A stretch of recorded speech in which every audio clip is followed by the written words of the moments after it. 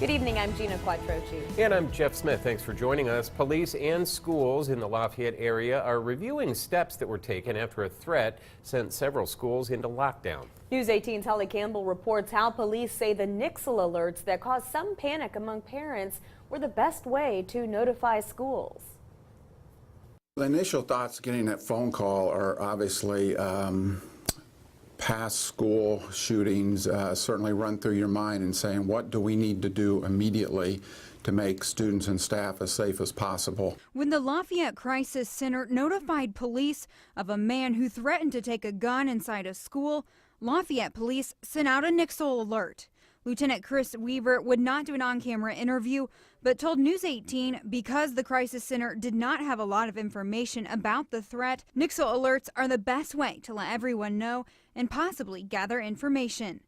LPD sent out a series of 4 alerts. Lafayette School Corporation Superintendent Les Huddle says with the first Nixle, LSC schools, along with all other schools in the county, went into a lockdown. But Huddle says when they tried to notify parents, there was a problem. As we went to do the mass parent notification, there was a technology glitch.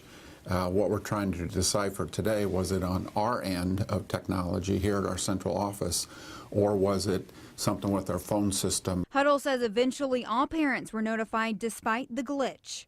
As far as the lockdown itself, Huddle says it was a little different than normal. Because of the situation, the police were securing the outside of each building and our administrators were securing the inside of the building. And once those two individuals spoke with each other, then individual buildings were released one by one. And now, in the aftermath of the lockdown, Huddle says administrators are reviewing how the situation was handled and what happened with the notification system. We sit back and review that and say, how did we do? What can be improved?